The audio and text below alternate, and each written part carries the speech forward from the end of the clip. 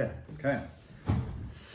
Good. So here we are, Cy Eakin interviewing Jerome Davis. And what I'd like to do is kick off with just give the listeners a snapshot of your life, kind of like a helicopter view of your life from when you were born to when you are now, around about a minute. Okay.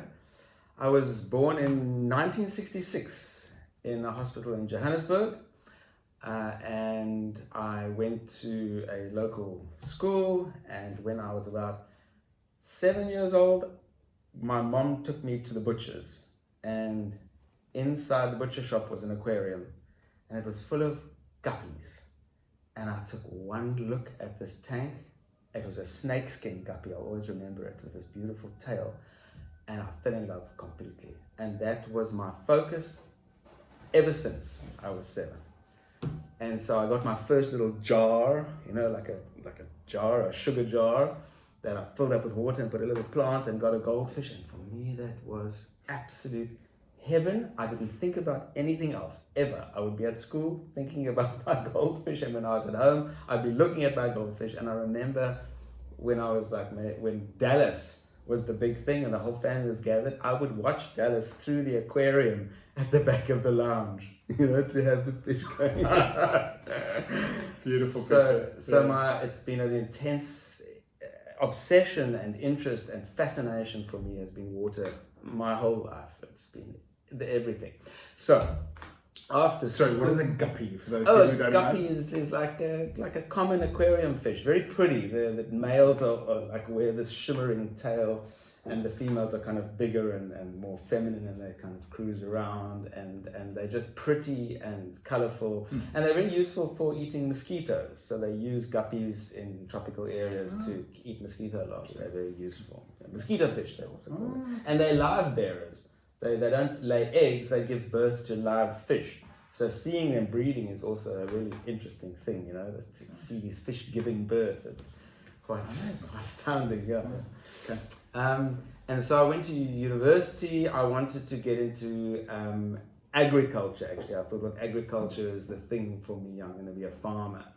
And then I went, first of all, I went overseas, I went overseas for a year, and I worked on a fish farm. Hang on. Wait. Come back to Joburg. Sorry. So you finished off your schooling in Joburg? Yes. Okay. So wait, one more thing that happened which is influential.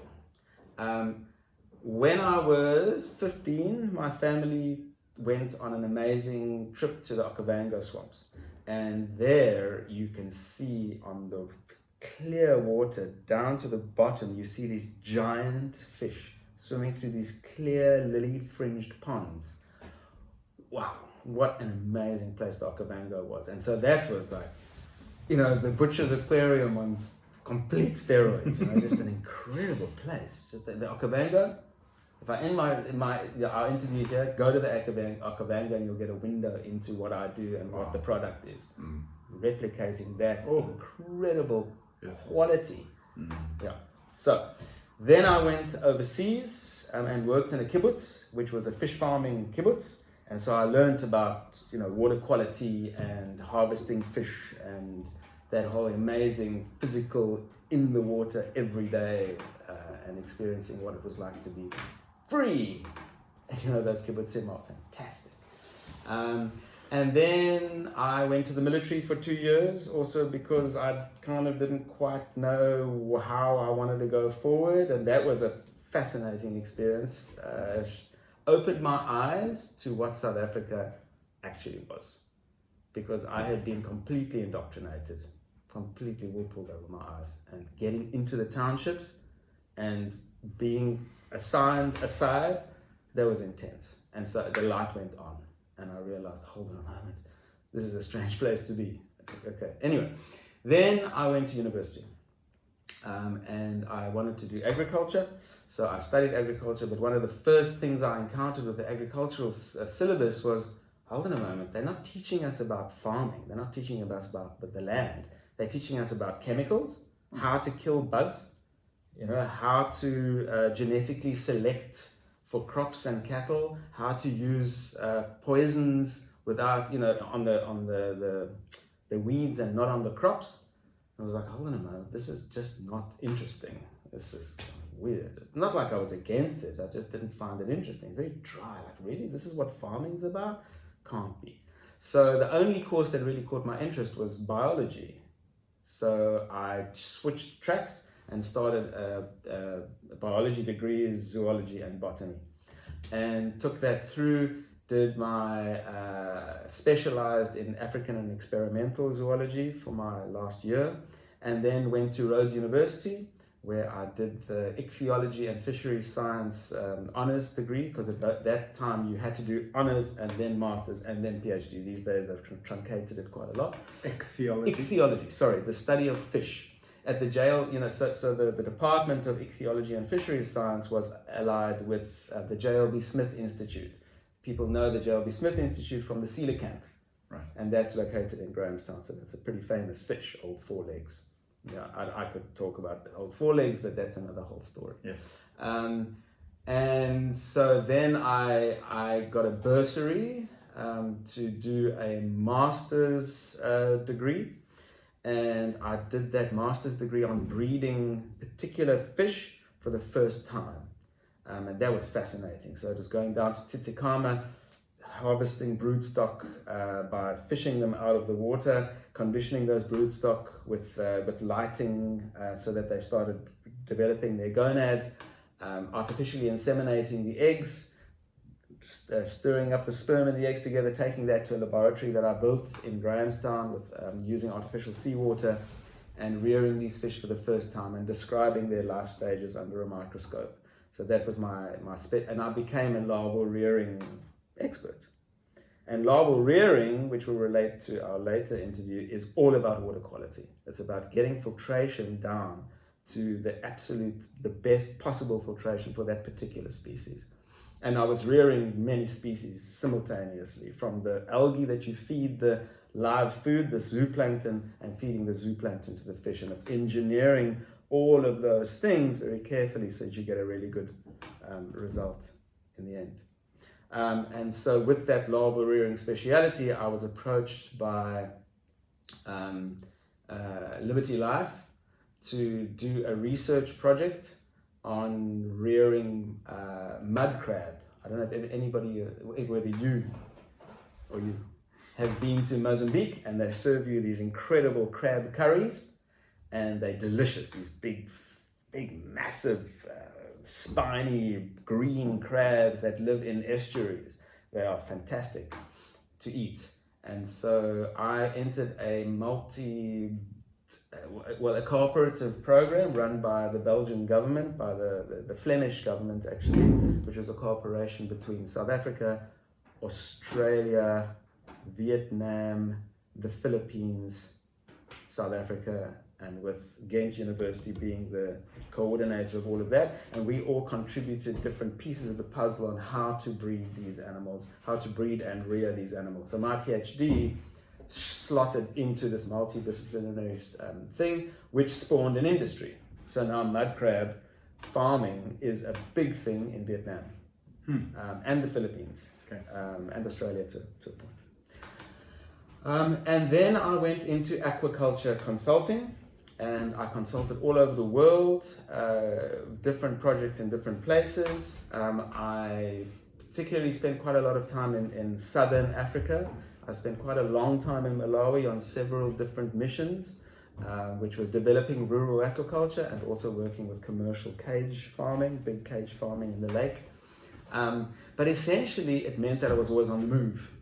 And being a consultant in that world, South Africa was nowhere. I mean, there was abalone farming, but really, and trout farming, but nothing else really took off. There was lots of promising things, and it still is. Everybody talks about these big aquaculture projects being the savior of the world, but they don't amount to anything here. Very few. And so I was kind of lost. I couldn't be in one place, and I wasn't doing very well because of the nature of consulting. So yeah, I'd be rich and then I'd be poor, and you wait for that consulting to come in. So it was very unstable. And then while I was on one of my tours in Malawi, a friend of a friend said, I hate my pool. I just hate it. I can't bear it. It's full of chemicals. And I thought, well, hold on a moment. I've been involved in permaculture. That's always been my kind of hobby, passion, is permaculture. And I've always, every house that I've ever lived, it's been about using the greatest potential of nature in and around the house with the bioengineering aspect of it. Right. And so I thought, hold on a moment. I've seen something like this before in a book. It was an illustration of a pool that had been turned into a fish pond, for rearing fish. And I was like, great, that's aquaculture, that's bioengineering, that's pools, that's, that. Hold on a moment, I can do something here because I know filtration, I know biological filtration, I know how to do this. And so I did it for her. And it worked. It was kind of worked. I mean, I wouldn't do it today the same way as I did it 17 years ago, but it kind of worked well enough. And she was absolutely delighted. And so it kind of grew from there. And her neighbor then loved it, saw that, and I started working for her neighbor. And then it was something that I could do for myself. It was my business. I didn't have to wait for business to come in. I wasn't an employee or a research student. And so that's where the business took off. And I managed to root in South Africa, root in Cape Town, where I really love the country and I love being here. So that was from then until now. Okay. Yeah. Great. And were you the first, to your knowledge, the first person in South Africa to do this? Yes, professionally, okay. Yes. Eco Pools was the first company to be paid for doing a natural swimming pool in the country. So you're we're pioneers. Pioneer. Yeah. I pioneered this industry. There have been other people who have been kind of doing it in parallel here and there. People dip in and dip out. There's more and more people are doing it now, which is fantastic. It's actually becoming recognized as a thing. I'm not the only person trying to convince everybody to do it. So the more that's out there, the better, because of course the industry grows. Because our big competition is the chemical pool industry. Everybody's like, oh, well, should I do a natural pool? Should I do a chemical pool? Well, there's other people are doing it, and it's like, oh, actually, there's a couple of companies to choose from, and okay, let me do it. It looks like it's a thing, It's not just wild hippie stuff, It's an actual industry worldwide. Yeah. So, what was your question again? I can't remember, but I think that's great. I mean, thank you for that introduction. Thank you. Okay. So we'll take a pause of 2 seconds now. Look at each other in. Am I talking too fast? No, lots of enthusiasm, lots of energy. It's all good. This is I'm going to give you all the footage. So all of this little interaction is also part of the whole thing, right? And then we can slice and dice it as we need to. Okay, great. Okay, let's now go on to. We prepared some questions together. So let me now ask. And there's already, just out of what you said, there's a whole ton of more questions that are coming, but that's fine. So let's talk about your business. What I'm really interested in is tell us, well, I think you already have about your business, right? So it's Eco Pools and so on and so forth. Why? What is driving you about your business? What is it that keeps you up awake if it does positively, the purpose, the passion?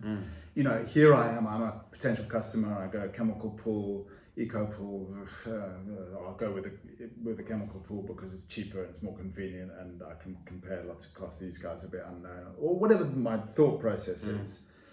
And yet and I'm getting a strong sense of your product that they are completely chalk from cheese. What is it? What is your passion?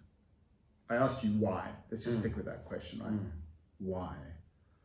Why is your business so important in your view?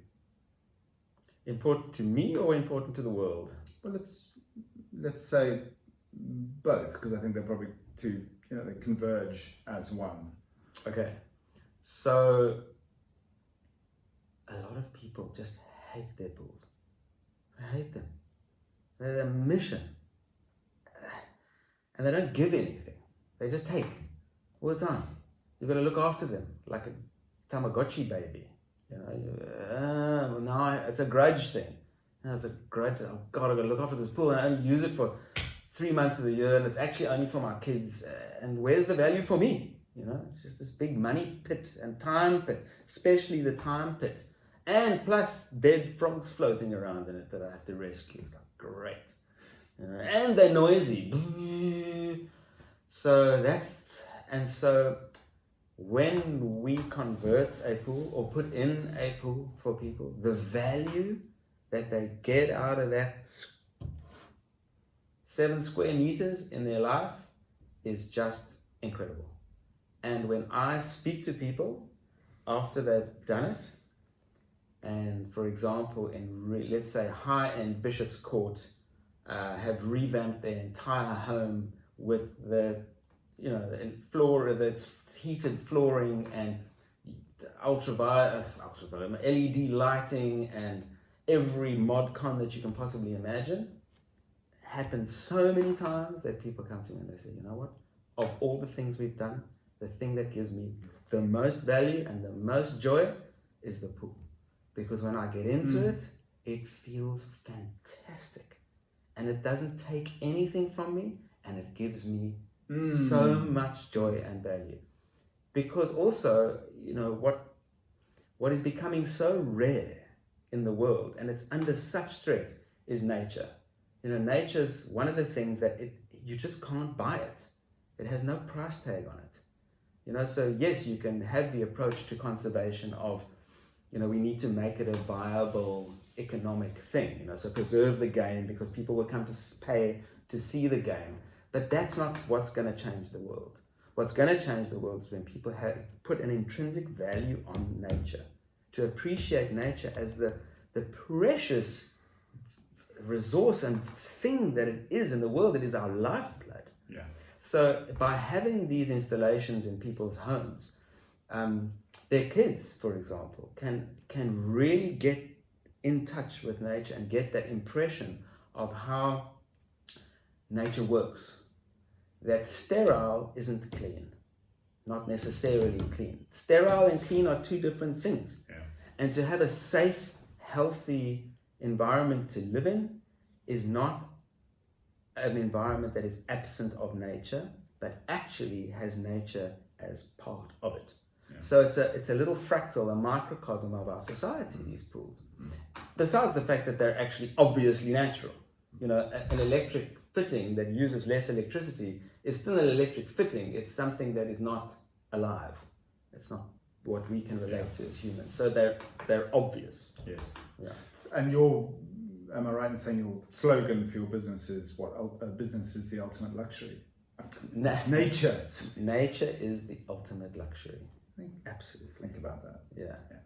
So I had the experience yesterday where I came to see you and I've swum in your pool before, but I put my foot in it and it just felt different. The words that came to me were creamy and smooth, and we had a conversation about water and the different types of water, and there are lots and lots of things we could speak about. Tell me, if you will, and the listeners, what would you say are the top 3, 4, 5 benefits of having an eco pool? In plain terms. Okay. So benefits is beauty, a beautiful thing in front of you.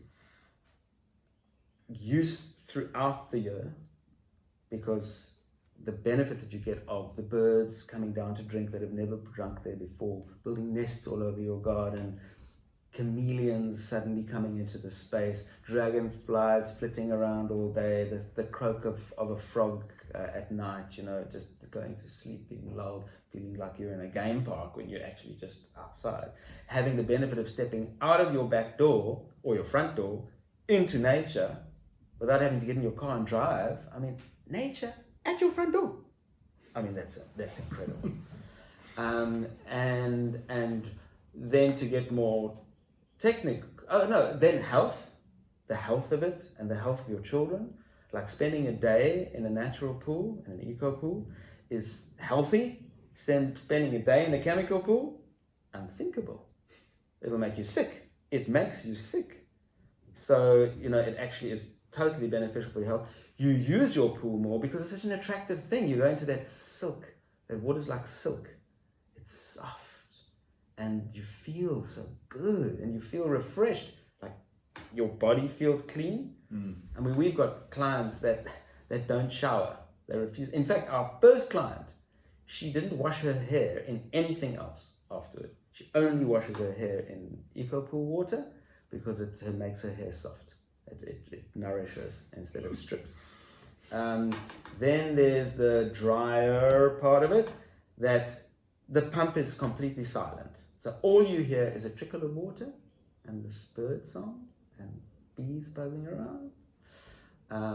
The smell, you smell flowers instead of chlorine. The electricity savings, because you've got this really low wattage pump, because the whole thing is different. It's not about forcing water through a filter and distributing chemicals. It's about nourishing the plants and the beneficial microbes in the system, so that they outcompete the algae rather than fighting the algae.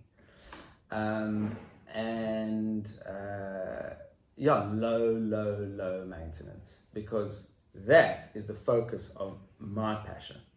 The research that I do as a bioengineer with my company and with our partners all over the world, and with my alma mater, who are serious bioengineering experts, is finding out what it is that makes these systems clean and low maintenance. Our aim is to get a completely zero maintenance. You can't ever get zero maintenance, but as low a maintenance as possible. That the time that you spend with your pool is joyful, not a schlep and a chemical experiment. Yeah. And while we're on this topic, cost, generally speaking, my memory was that you said basically for a medium-sized chemical pool, you could get, in broad terms, same cost. You could get a small-sized plunge pool for an eco pool. Is that broadly as a... Well, we have a range of products. So that's the other benefit of the bioengineering process, is that we're not taking something that we've learned from somewhere else and just applying it. So we're constantly developing new products, and we have a range of tested products that we've got. And so the cost of each product is very different.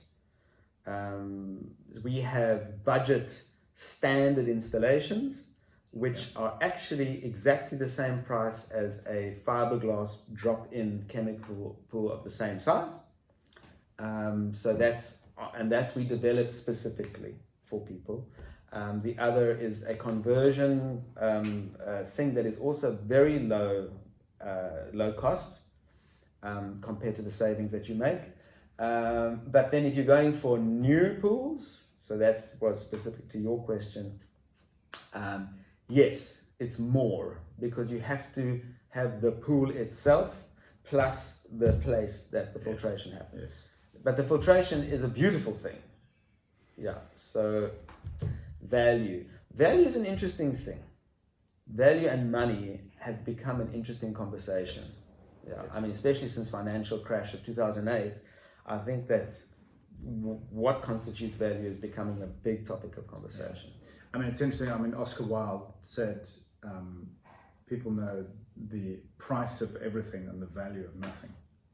And I think, take a pool, for example, you could maybe forget the pool, but if I said, a cell phone, for example, if you are desperate for a cell phone because you need to make that call at that time, you don't have one, you'll pay all your life savings for it, right? So price, value, and then we just have a cell phone, just like it's just something we've got, right? So I think it's leading on to my next question that I want to ask you, which is, what is your, I don't want to use the word frustration, but what is it when you see people who are really enthusiastic and then they decide not to go with your pool, with one of your pools? For example, one of the reasons that I wanted to do this with you was because as a business owner myself, and many business owners I speak to, with our biggest frustration is not being able to articulate what it is we have here, there, so that people get it in the way that we get it. So for you, if you observe, maybe this is the question to ask you, is what is your biggest challenge in selling your pools? Is that a good question? Okay. Yeah. Okay. So what are or put another, what are the objections that people come up with that, that you wish you could have the answer or give them something to think about? Because this is not just a business venture for you. I'm getting a really strong sense this is much deeper than a business venture. Of course you want to make money and you need to put bread on the table and all that good stuff. But I'm hearing a much stronger sense of purpose. So when I say selling, I'm not talking about from a perspective of commercial. I'm really thinking, well, people walked away from the opportunity of this. I wish I'd been able to somehow convince them or influence them into buying it. In other words, what is your biggest challenge when people object? Like, it's not the right time, it's not the right, I don't have the money, or something of that nature. What is it for you? Yeah, so there's two big reasons. So the first reason is people say they have the incorrect perception of what it is. And whereas there is benefits in having competition in a market to grow the industry, there's also this perception that you can just do it. You know, that you can just put a couple of plants in a pool and it'll work. And there's a lot of bad examples out there. Because South Africans are actually pretty open and we kind of boermakaplan and they can tolerate a lot, and there's a lot of this inherent experience of having swum in a farm dam when you're a kid, right? But people see like slimy, green, badly done conversions or new builds, you know, and there's a lot of DIY happening, and that's great. We service the DIY industry. We've got an incredible liner that we use to help people to build very cheaply and efficiently. And so I think that there's this wrong perception in people's minds that it is something that isn't as good as it could be. Yeah. So that's the one thing. The other thing is that they're influenced by people like builders and architects and people who don't really get what eco-pools are. And they say, well, it's expensive, you know. Why don't I just put a salt chlorinator in? So the idea that a salt chlorinator is better than a chlorine pool is wacko. Because it's actually worse. For the environment, it's worse. Really? Yeah, wow. You can get chlorine out of, you know, sunlight breaks down chlorine. That's why you have to put it in all the time. Salt, once it's in the water, you cannot get it out. You have to evaporate the water out. That's why desalination is such an expensive process. Yeah, so it's a misunderstanding of what it actually is and what the true value of it is, because when people talk about, well, I can't afford it, you know, it's too expensive. Well, I totally get that. But also kind of explore that with us. We often don't get people kind of coming back and saying, well, it's too expensive. So it's like, oh, well, you know, we've got a whole range of different ways that we can do it for you. In fact, we've even got a hybrid system now okay, the other thing is also it takes up too much space. No, it doesn't have to. We've taken the biological process and shrunk it down really, really small. We've intensified the process. And so it's about the lack of communication after the no. You know, it's like, get back to us. We're a bioengineering company.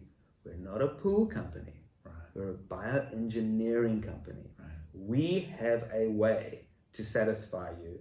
And we are not fly-by-nights. You know, we're not an experimental thing that's only been going 2 years or 5 years or 6 years. 17 years plus 30 years in the water business has given us options, and let us tell you what those options are. You know, don't get scared. So object to us, like say it's too expensive, or say we don't blah blah blah, or we're concerned that, you know, we can get it. We've got eco pools because we found these other Bucky builder guy. They take it. Talk to us, right? Yeah.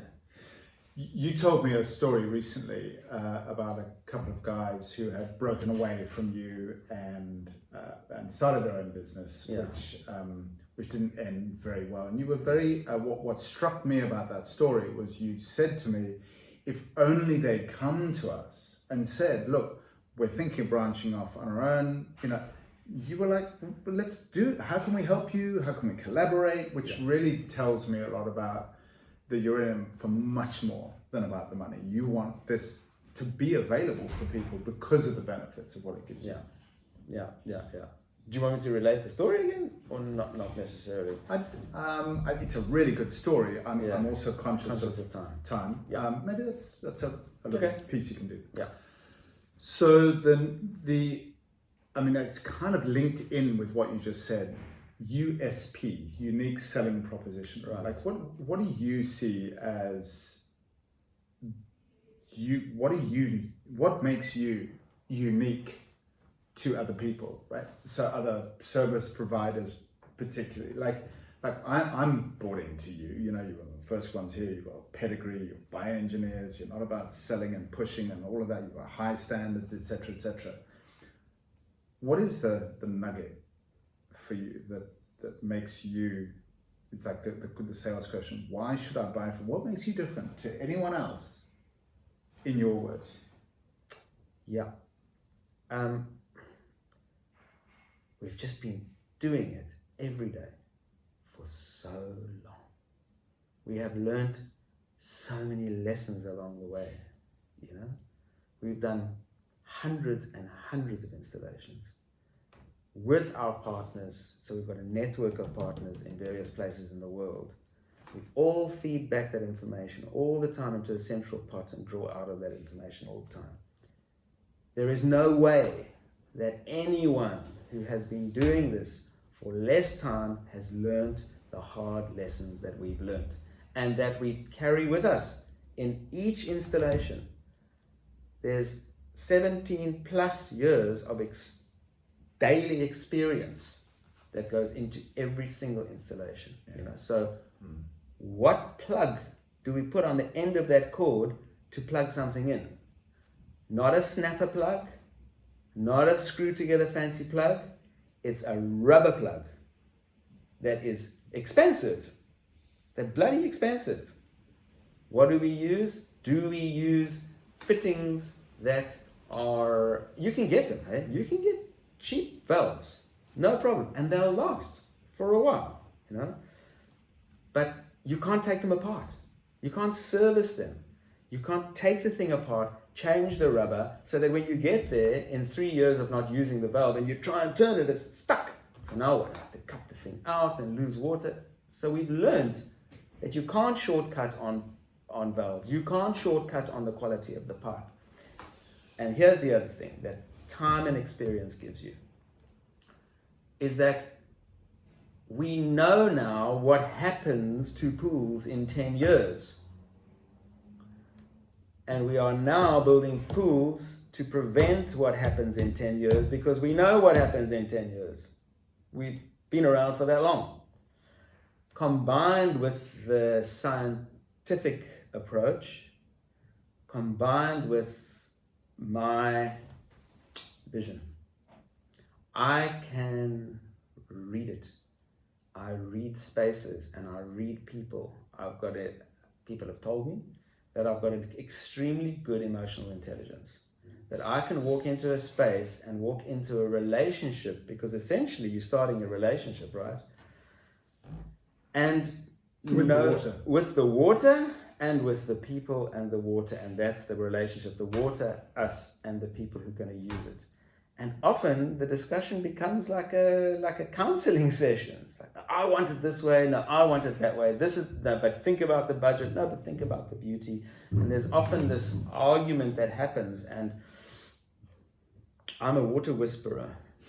That's really what I am. If I have to peel away all the other layers, what I've developed over the years and the experiences that I've had working all over the world with water for my entire life, I can read water.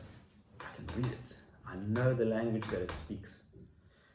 And so I can provide this water that has an intelligence of its own. I mean, that's another whole conversation about the esoterics of water. But It's the science, the hard, quantifiable science, the experience, and the feel and the aesthetic. I mean, I've got a great eye. Me, but I've got a great eye. I can walk into a space and I can say, that's what's right. Yeah.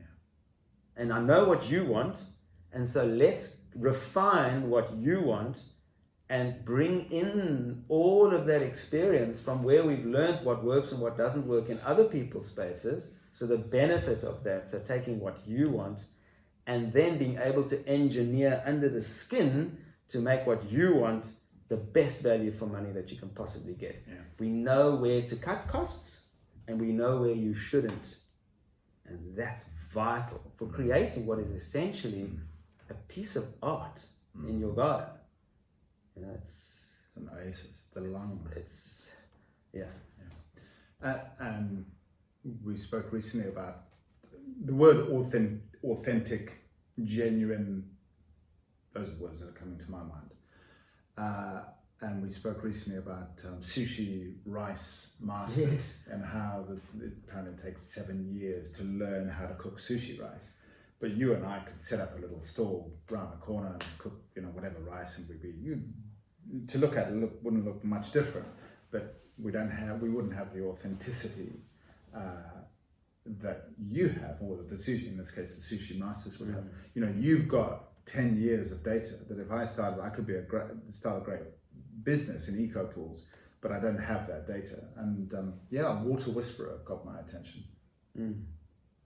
There's things that that most people don't.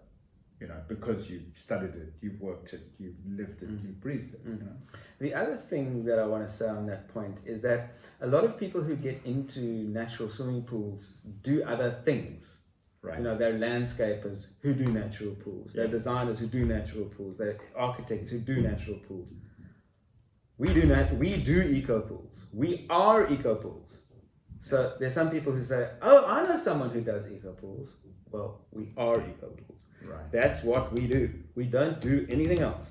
Well, we do in the water sector, but we are refining and tweaking and we meet every single day as a company of the week. Every single day we have a meeting where all the staff is present and we all talk about what we can do better every single day. And we bring that improvement to every single time we're on site and every single site. I'm not saying that every site runs perfectly. It's impossible. Being a contractor is a very, very hard job. You're in people's spaces, and that's hard. And sometimes things happen. Things happen. A pipe cracks under the ground. Yep.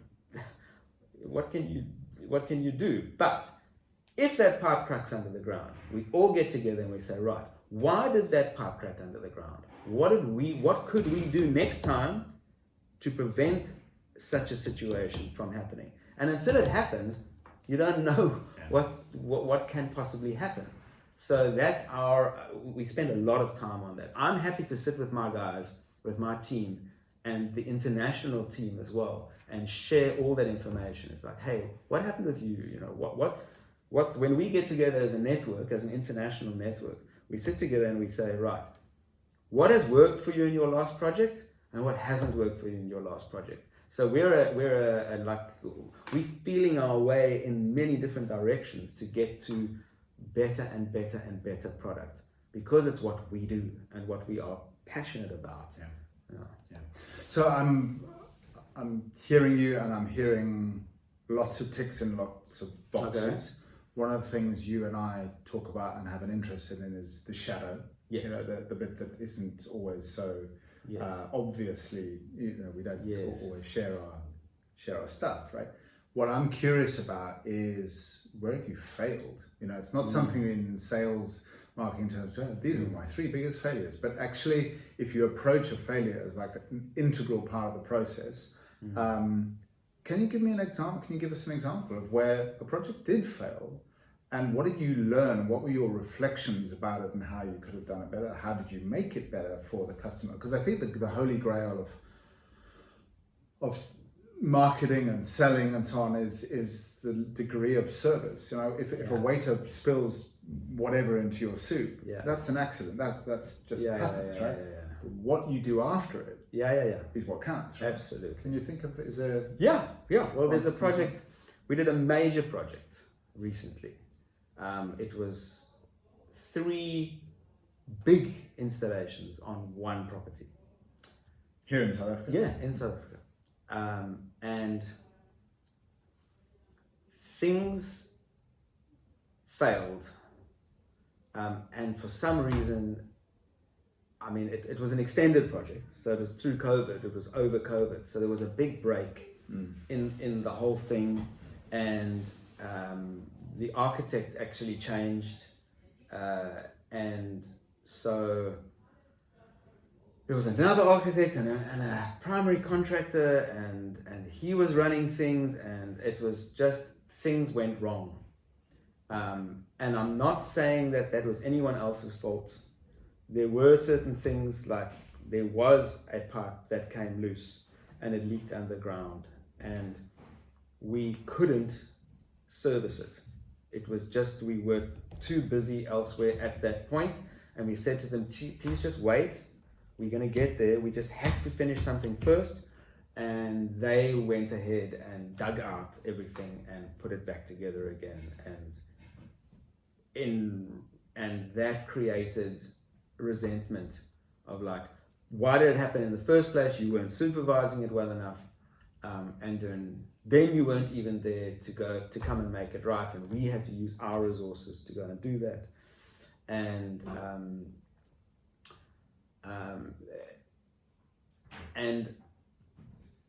the way that I handled it was also not very good. You know, I wasn't there when I should have been there. I should have actually gone and said, listen, I'm going to jump to it, and you're absolutely right, and, you know, taking it on the chin. What I did do, and what I should have done, actually, right in the beginning, what I've learned from that project is that I need to actually force my relationship on the client themselves. I actually can't work through someone else who is responsible for something. I've got to be in direct communication with the client. Because if that relationship with the architect, for example, if the architect leaves the project and is replaced by another architect, then a whole lot of stuff gets lost. Yeah. And the client is like, well, why was this? To own the relationship. Yeah. Why was this done in this way? And I keep on saying to the client, well, it was done that way because the architect and we agreed that it should be done that way. But then the client is like, well, I didn't hear about that. I didn't know what that was. And eventually that's who I'm dealing with, is the client at the end of the day, because the architect will move on. Yeah. So I learned from that is that I must be more forceful, you know, in insisting, and this is the relationship that I want to have, and actually being able to say, as exciting as the project is, because I always get super excited about projects, they're amazing. Each one is incredible. But to actually say, listen, be prepared to walk away from projects where I actually don't have a relationship with the client, because it isn't an off-the-shelf product. Yes. It isn't like this light fitting is like this, and you buy it and you install it and it either works or it doesn't work. It's a complex product, and there's a whole lot of things that feed into it. There's design, there's engineering, there's construction, there's waterproofing, there's electrics, there's biology, there's maintenance, there's hydrology. It's a whole lot of different disciplines, and the client has to understand that complexity so that they can understand why the decisions are being made. Yeah. So that was where I fell short, and that is what I'm going to take through. And what happened at the end of that project? Did it end in like disaster? Well, the problem is now, the one thing that I am proud of is that project is that we never walked away. Never walked away. We came back and came back and came back and came back, and we lost money on the project, but I don't care, because the one thing that we do not do is walk away. Ever. No matter what it costs us. So I'm proud of that we've never walked away. But unfortunately in that project, they're pissed off people, and there's been no contact for a long time. And I wish there was, and I've tried, I've emailed and I've WhatsApped and I've called, and there's blank silence. I don't know why. I still want to speak to the QS because he seems to be involved, still the quantity surveyor, and I'm on another project with him actually. Okay. And I know that he told me that a lot of contractors on that project were in the same boat as us, which doesn't take away from my own issue with that. Sure. But I would love, if you're watching, please, just be in touch. Let's talk about I'm not even going to ask you, for the remaining money or anything like that. It's not about that. It's about living, and it's about moving forward and knowing that is working. I want to know that the pools are cool, that the waterfall is running, that the stream is healthy, that the wet wall is beautiful. Hey, maybe we need to come and change something again, but don't blank me out. Yeah, that hurts. That hurts. Yeah, because again, it comes back to what I'm experiencing from you is your why is much bigger than about the ego and not communicating. It's far bigger. It's about flow, actually, the flow of water, the flow of energy, the flow of conversation. Let's talk about it, because there's nothing that can't be resolved without talking about it, right? Yeah. That's the kind of thing that makes me feel that diminishes me. Yeah, my energy. Yeah, got you. I feel like we've covered sufficient ground. Oh, cool. Yeah, I'm looking at the various questions that I've got, and it feels like a lot of them, all of them that I can see is you've kind of answered them. There was a couple of more technical questions that you had, which doesn't feel, I'm not really feeling. I want to ask you a question, which is, to round this conversation off, what do you think would be a great question to ask you? Oh my God. If you were a listener, listening in, what would be missing that could make a difference from this conversation? What would you want to know? Wow, that's a difficult one to step out of your own skin. Yeah, it's fine. Take your time.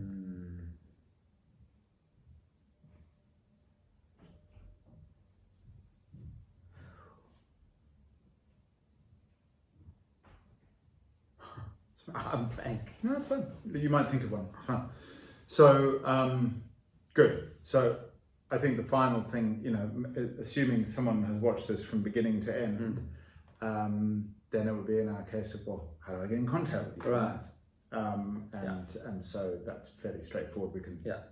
This is in video format, but or whatever it happens to be. But it's ecopools. Ecopools.africa. .africa. Yeah. Okay. Great. Yeah. Excellent. Thank you. Thank you. You're most welcome. Brilliant. It's been good. Thanks.